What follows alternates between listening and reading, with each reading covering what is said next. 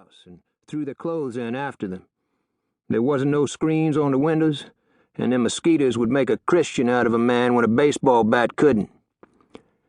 I parked the car, and we entered the block, passed through the first lockdown area where both the snitches and the dangerous ones stayed, walked down the long, brilliantly lit breezeway between the recreation yards into the next dormitory, passed through another set of hydraulic locks and a dead space where two hacks sat at a table playing cards, and where a sign overhead read, "No guns beyond this point," into the rec and dining halls where the black trustees were running electric waxers on the gleaming floors, and finally walked up the spiral iron steps to a small maximum security corner where Johnny Messina was spending the last 3 hours of his life. The guard from the gate left me, and another one pulled the single lever that slid back the cell door. Johnny wore a white shirt, a pair of black slacks, and black Air Force shoes with white socks. His wiry gray and black hair was dripping with sweat, and his face was the color and texture of old paper. He looked up at me from where he was seated on his bunk, and his eyes were hot and bright, and moisture was beaded across his upper lip. He held a Camel cigarette between his yellowed fingers, and the floor around his feet was covered with cigarette butts. "Streak, I'm glad you come. I didn't know if you were going to make it," he said. "How you doing, Johnny?" His hands clutched his thighs, and he looked at the floor, then back at me. I saw him swallow. "How scared you ever been?" he said. "In Vietnam I had some moments." "That's right.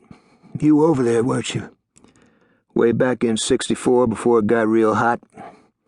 "I bet you were a good soldier." "I was just a live one, that's all." I felt instantly stupid at my remark. He saw the regret in my face. "Don't worry about it," he said. "I got a whole bunch of shit to tell you. Look, you remember when you took me to a couple of those AA meets? That step you guys take when you want to confess something, what'd you call it?" "Step 5, admitting to yourself, God, and somebody else the exact nature of your faults." "That's it. Well, I done it. To a colored preacher yesterday morning. I told him every bad thing I ever done." "That's good, Johnny." "No, you listen. I told him the truth, and I come clean with some really heavy shit. Sexual things I always been ashamed of and I never understood. You know what I mean? I didn't keep nothing back. I also told him about the 2 guys I whacked in my life. I dumped one guy over the rail of a passenger line on the way to Havana, and in 1958 I took out Bugsy Siegel's cousin with a shotgun. You know what it means to ice a relative of Bugsy Siegel? After I confessed it to the preacher, I told the guard and the assistant warden about it. You know these dumb cocksuckers couldn't care less.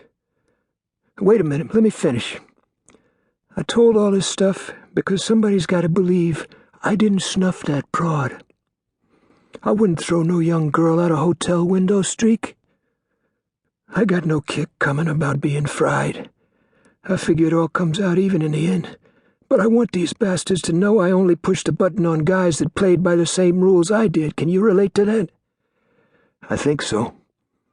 I'm glad you did a 5th step, too, Johnny." He smiled for the first time. His face glistened in the light. "Hey, tell me something. Is it true Jimmy the Gent is your brother?" "You hear a lot of bullshit in the street."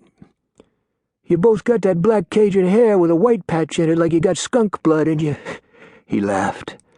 His mind was now moving away from the ride he would take in 3 hours, manacled in a waist chain, to the Red Hat House. "Once he contracted us for some poker machines for his places. After we put them in, we told him he gets all his machines from us, cigarettes, Pac-Man, and rubbers. So he says no rubbers, he's got class clubs, and he don't put rubber machines in them. So we tell him he don't have a choice. He either buys the whole line, or he don't get linen service. The Teamsters put a picket up on his sidewalk, and the parish health office finds out his dishwasher's got leprosy. So what's he do? He invites the Doni Gicano.